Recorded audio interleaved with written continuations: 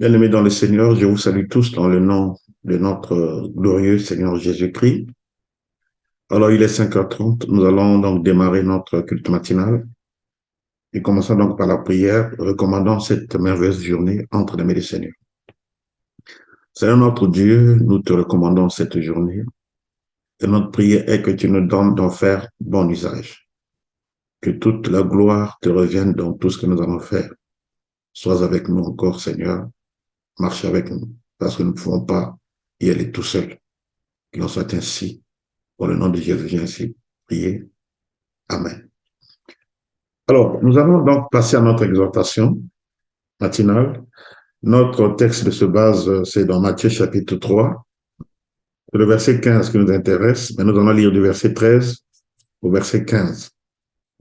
Matthieu chapitre 3, du verset 13 au verset 15. Je vais lire. Alors Jésus vint de Galilée au Jourdain vers Jean pour être baptisé par lui. Mais Jean s'y opposait en disant, c'est moi qui ai besoin d'être baptisé par toi et c'est toi qui viens vers moi. Jésus lui répondit, laisse faire maintenant, car il est convenable que nous accomplissions ainsi toute justice. Alors Jean les laissa faire. Amen. Alors, je vais rapidement donc donner cette exhortation, très passionnante d'ailleurs. Alors, qu'est-ce qui se passe ici? Vous savez que Jésus est plus grand que Jean-Baptiste. Et chacun d'entre eux a donné un témoignage euh, sur l'autre.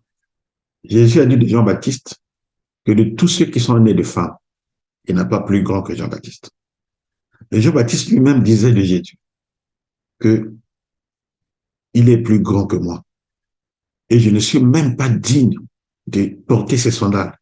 Dans d'autres versions, il est dit de délier la courroie de ses sandales. On peut le lire donc dans Matthieu chapitre 3, verset 11. Comment Jean le déclare.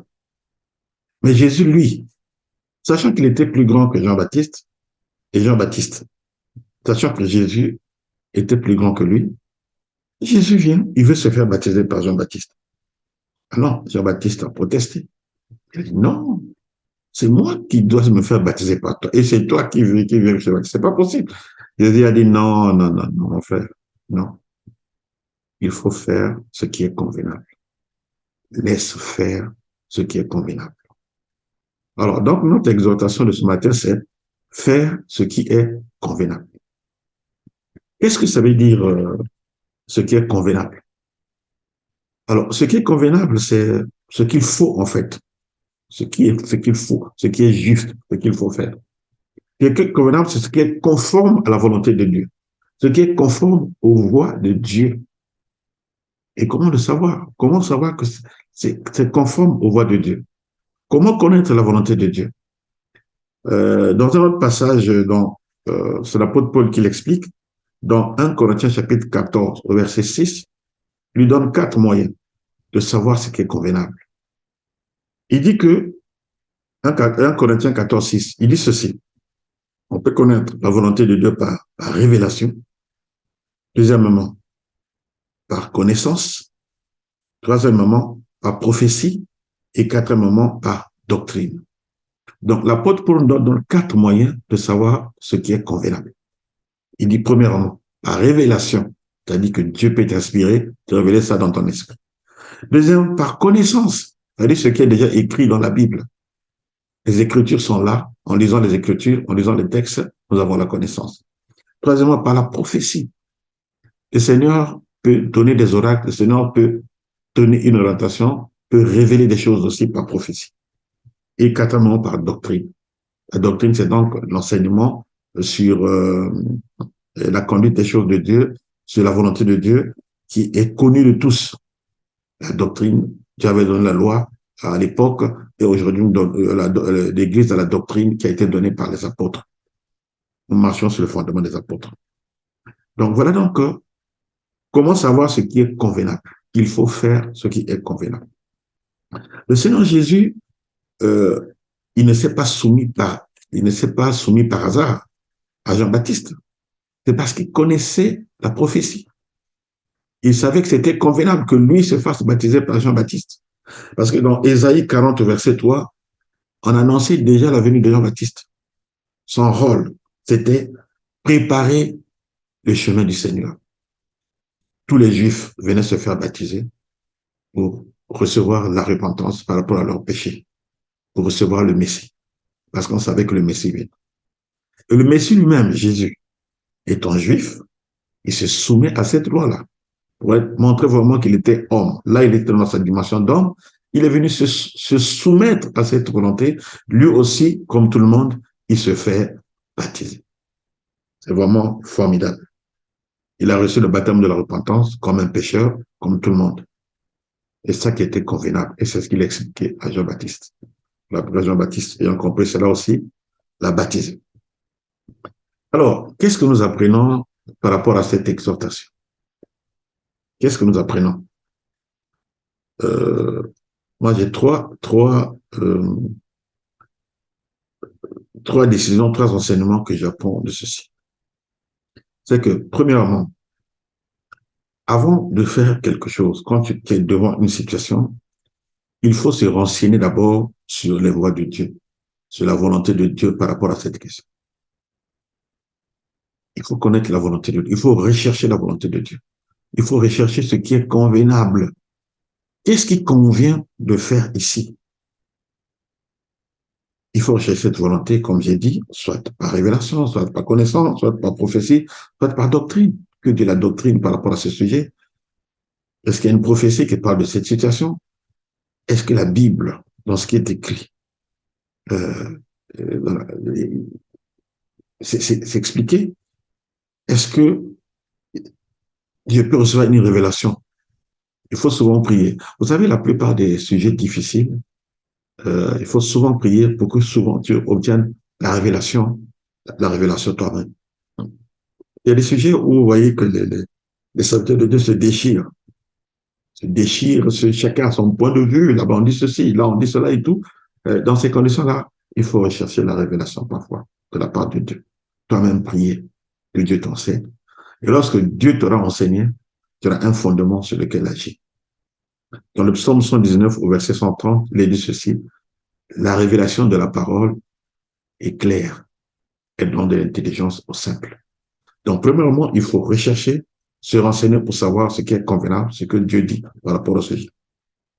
Deuxièmement, lorsqu'on est informé sur ce qui est convenable, comme Jésus, il faut se soumettre à cette parole. Il faut se soumettre à cette volonté-là. Il dit, soumettez-vous à Dieu, à sa parole. Il va vous élever au temps convenable.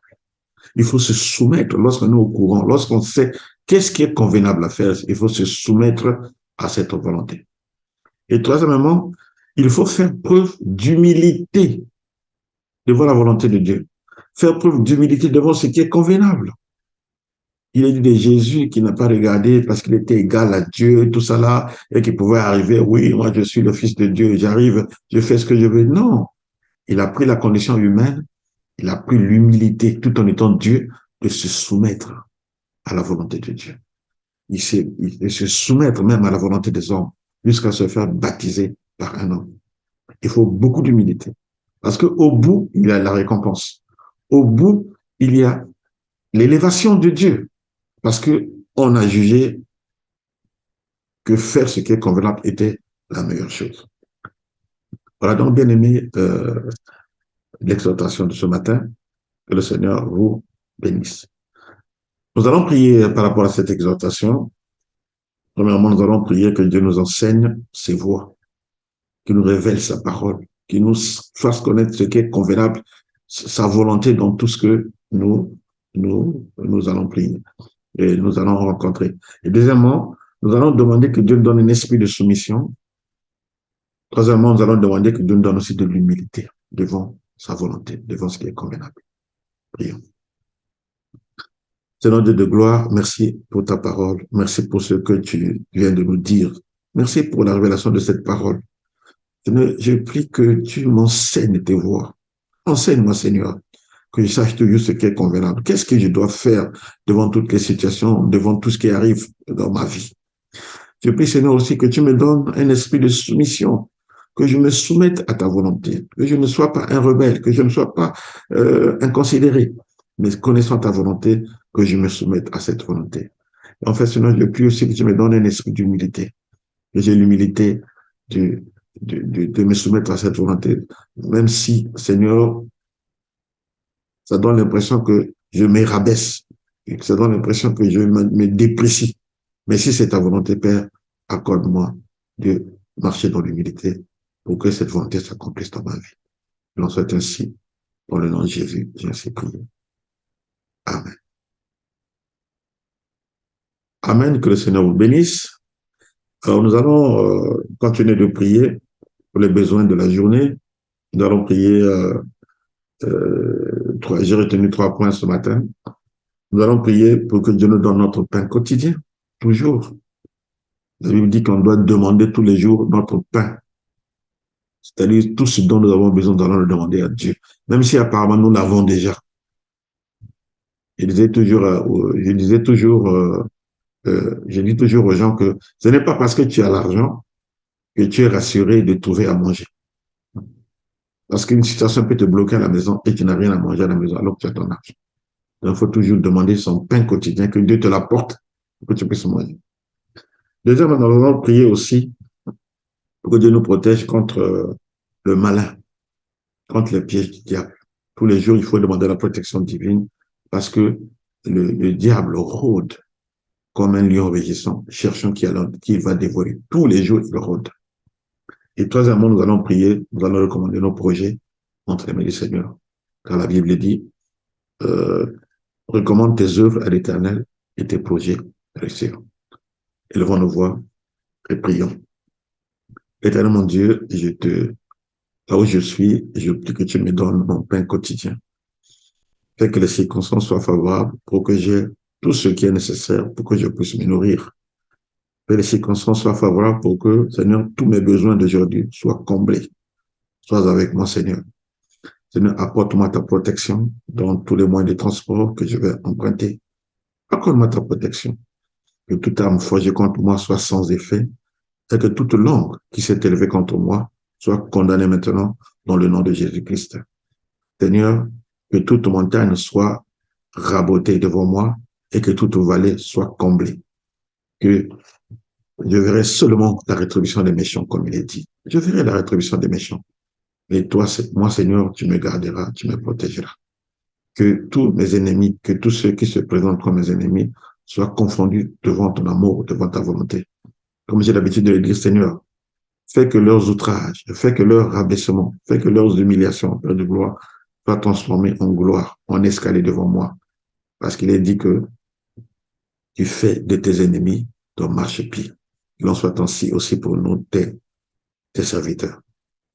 Merci encore pour tous les projets que j'ai. Seigneur, sans toi, nos projets ne valent rien.